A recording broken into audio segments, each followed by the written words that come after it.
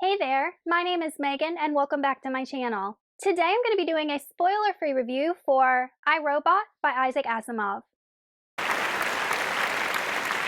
But before we go ahead and get on into the review, if you are not already subscribed to my channel, please go ahead and hit that subscribe button as well as the little bell icon so you can be notified every time I post new bookish content. I post new videos every Monday, Thursday, and Saturday, and sometimes other days throughout the week.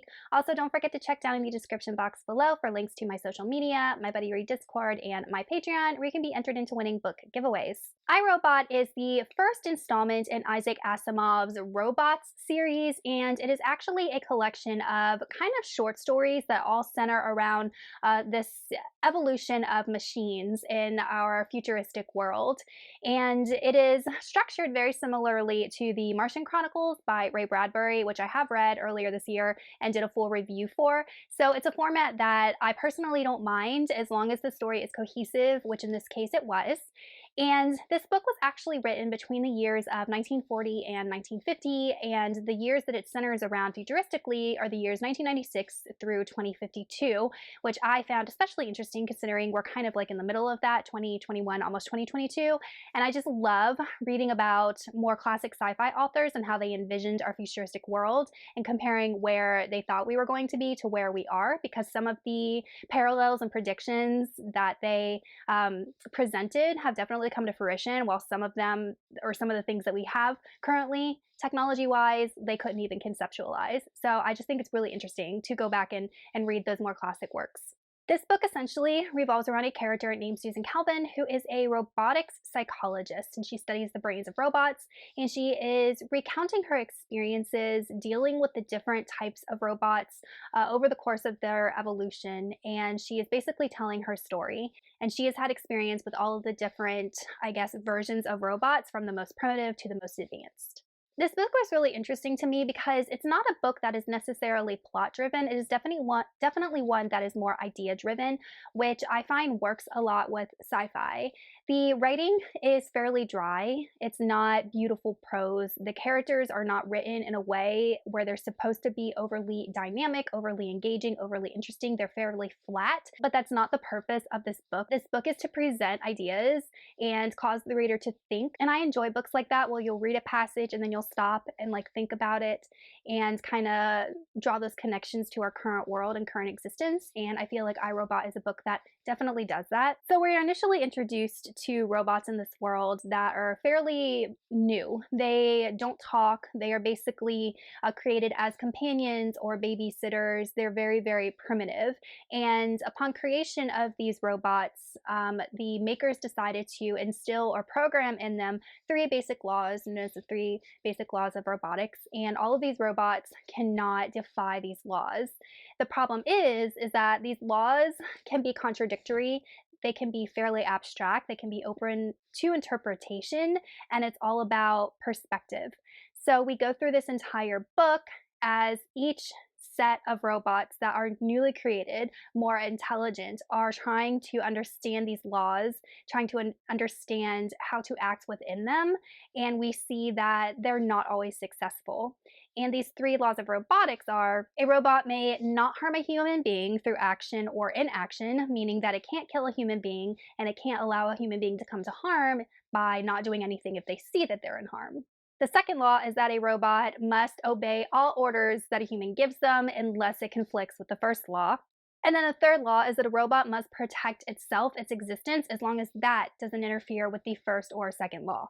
So these laws were set up as a way to keep these robots' behavior controlled and predictable. And like I said, each individual story shows how that doesn't necessarily work out.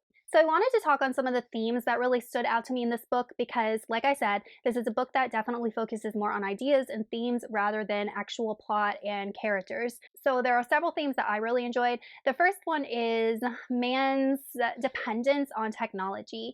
So we see from the beginning that we have these basic robots that are created to be kind of companions and babysitters, and then they evolve into helping to mine minerals, and then they evolve evolve eventually into helping facilitate space travel. So it begs the question, at what point do we depend too much on technology? Is technology just an extension of ourselves, or is it something that is completely separated from ourselves? And at what point will technology be independent of humans, if that at all can ever happen? I also like how the progression of or evolution of these robots showed how man is constantly trying to strive to improve technology. Because, like I said, we start off with these basic robots and eventually we get into space travel. I love just the idea of humans just striving for more, trying to understand their universe, trying to explore their universe, trying to control things that we currently think are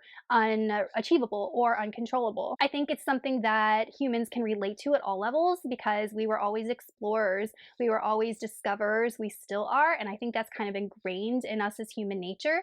And I feel like Isaac Asimov was just reiterating that concept of humans always wanting to discover more about themselves, their universe, maybe even where they came from and where they're supposed to be going. And it's just such an interesting overarching theme that I really liked. I also like how Isaac Asimov addressed the limitations of technology because basically in every single short story, we see how these laws of robotics, which are supposed to set boundaries for robots and help them to achieve their purpose, actually completely break down and inhibit them from functioning the way that they were supposed to and achieving their purpose. And I feel like all of us in our day-to-day lives that deal with technology have times where it's just not functioning the way that's supposed to, and it's really, really aggravating. And I feel that's a really real thing. And I'm glad that Isaac Asimov kind of like threw that in there. I also really enjoyed the theme of how much should we allow technology to guide our future? Because we see even today that we put a lot of trust into, programs that could predict things and forecast things. And we see at the end of the book that basically computers and machines are guiding humankind. And it just begs the question, well, should we really put all of our trust into something that we have created and that really can't think for its own, that can only think the way that we programmed it to? But then Isaac Asimov kind of throws in there the fact that these are machines, that they are unbiased, impartial, and that they are 100% perfectly moral. So, because of that, they would be better suited for roles like government and leaders. And I just thought that was such an interesting, conflicting theme because it basically shows that we as humans are fallible, we screw up, we are not perfect, we can be selfish and horrible and mean. And because of that, it has negative consequences on society. And because robots are morally good and unbiased and fair, that they would be better suited for certain roles rather than humans. And it was just a very interesting take on ethics and morality because it presents the question that, yes, there are universal standard morals that most humans feel like they should be held to. But then who establishes those morals? Where do they come from? Why should we adhere to them? Who's to say what's good and bad? So it digs much deeper into saying that humans are horrible creatures and that machines would be better suited to replace them. It also brings up those questions of the intrinsic understanding of morality itself. All in all, I really enjoyed iRobot. I liked the themes that it explored. I really liked the way that it made me think. And I really enjoyed seeing where Isaac Asimov thought we were going to be in a couple decades or century later from when he wrote this book. And it's just really humorous to me because the idea of like a digital world was not even conceptualized, but yet we have like computers and, thinking brains and central processing units and all of that. But when it comes to like in the book, they were still doing things with like paper and pencil. And I'm like, no, it's all digital now. It's just, I love just seeing how much these authors could predict would be actually technologically possible and things that they just couldn't even think of.